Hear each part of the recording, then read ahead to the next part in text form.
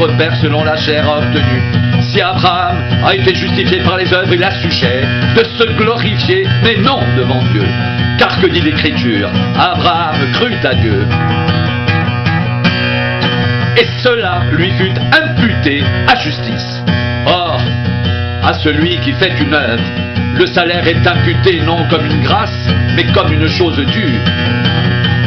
Et à celui qui ne fait point d'œuvre, mais qui croit en celui qui justifie l'impie, sa foi lui est imputée à justice. De même, David exprime le bonheur de l'homme à qui Dieu impute la justice sans les œuvres. Heureux ceux dont les iniquités sont pardonnées et dont les péchés sont couverts. Heureux l'homme à qui le Seigneur n'impute pas son péché.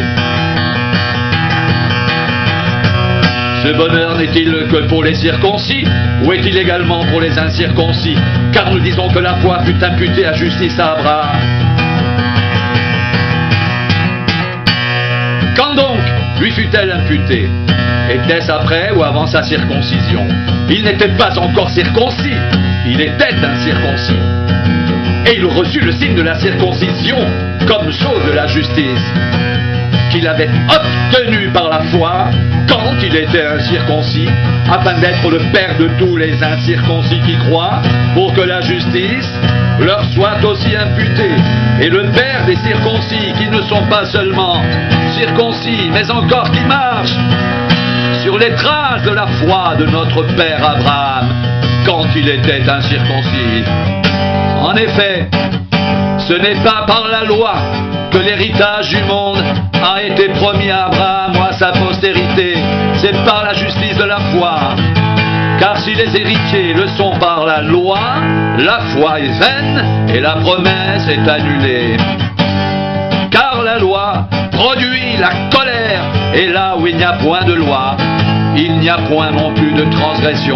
C'est pourquoi les héritiers le sont par la foi, pour que ce soit par grâce, afin que la promesse soit assurée à toute la postérité, non seulement à celle qui est sous la loi, mais aussi à celle qui a la foi d'Abraham notre Père, à tous, selon qu'il est écrit: je t'ai établi Père d'un grand nombre de nations. Il est notre Père devant celui auquel il a cru, Dieu qui donne la vie aux morts et qui appelle des choses qui ne sont point comme si elles étaient, espérant contre toute espérance y crut, et devint ainsi le Père d'un grand nombre de nations, selon ce qui lui avait été dit, telle sera ta postérité. Et sans faiblir dans la foi, il ne considéra point que son corps était déjà usé, puisqu'il avait près de 100 ans et que Sarah n'était plus en état d'avoir des enfants. Il ne douta point par incrédulité au sujet de la promesse de Dieu, mais il fut fortifié par la foi, donnant gloire à Dieu, ayant la pleine conviction que ce qu'il promet, il peut aussi l'accomplir. C'est pourquoi cela lui fut imputé à justice. Mais ce n'est pas à cause de lui seul qu'il est écrit que cela lui fut imputé. C'est encore à cause de nous, à qui cela sera imputé, à nous qui croyons en celui qui a ressuscité des morts, Jésus notre Seigneur, qui a été livré pour nos offenses et est ressuscité pour notre justification.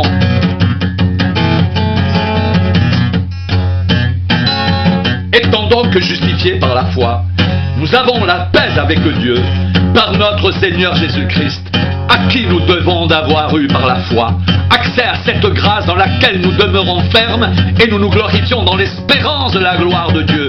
Bien plus, nous nous glorifions même des afflictions, sachant que l'affliction produit la persévérance la victoire dans l'épreuve, et cette victoire l'espérance.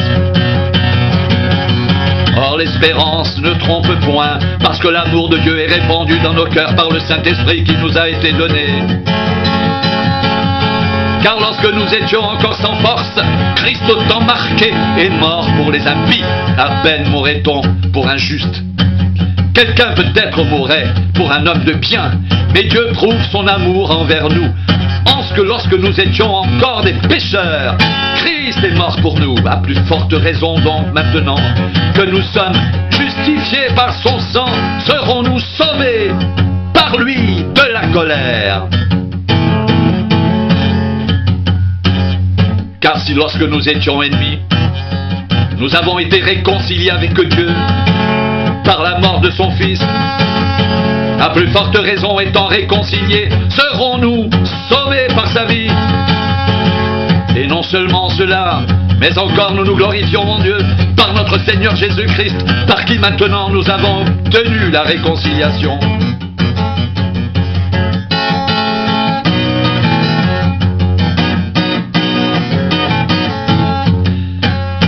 C'est pourquoi, comme par un seul homme, le péché est entré dans le monde, et par le péché la mort, et qu'ainsi la mort s'est étendue sur tous les hommes, parce que tous ont péché. Car jusqu'à la loi, le péché était dans le monde, or le péché n'est pas imputé quand il n'y a point de loi. Cependant la mort a régné depuis Adam jusqu'à Moïse, même sur ceux qui n'avaient pas péché par une transgression semblable à celle d'Adam, lequel est la figure de celui qui devait venir.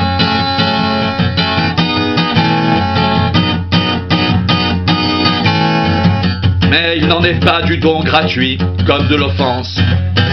Car si par l'offense d'un seul, il en est beaucoup qui sont morts, à plus forte raison la grâce de Dieu et le don de la grâce venant d'un seul homme, Jésus-Christ, ont-ils été abondamment répandus sur beaucoup.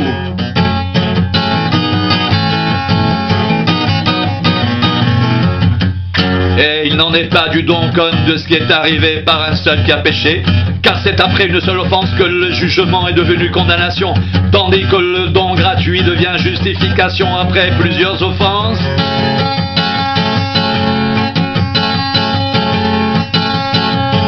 Si par l'offense d'un seul, la mort a régné par lui seul, à plus forte raison, ceux qui reçoivent l'abondance de la grâce et du don de la justice régneront-ils dans la vie par Jésus-Christ lui seul. Ainsi donc, comme par une seule offense,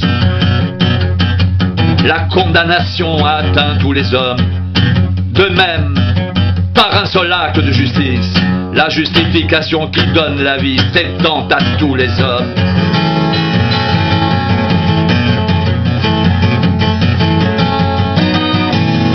Car comme par la désobéissance d'un seul homme, beaucoup ont été rendus pécheurs,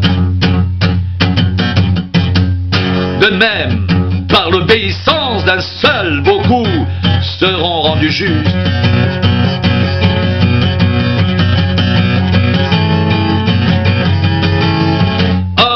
Est intervenu pour que l'offense abonde, mais là où le péché a abondé, la grâce a surabondé, afin que, comme le péché a régné par la mort, ainsi la grâce règne par la justice pour la vie éternelle, par Jésus-Christ notre Seigneur.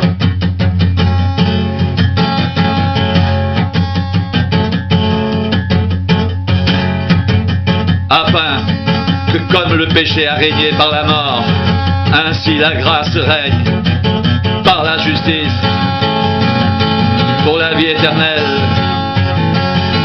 par Jésus-Christ notre Seigneur.